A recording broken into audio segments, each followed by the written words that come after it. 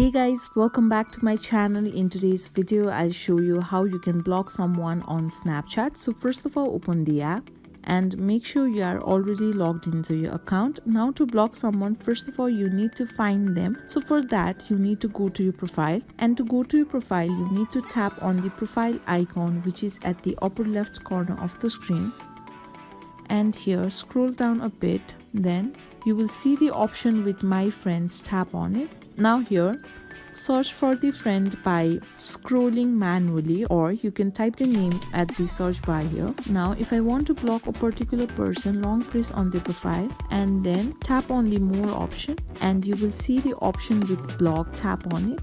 Again tap on block, so the person's name has been removed. That means you have blocked them. So that's how you can block someone on Snapchat. So this much for today. I hope this video was helpful for you. If you liked the video, please give it a thumbs up and don't forget to subscribe, and I will see you soon.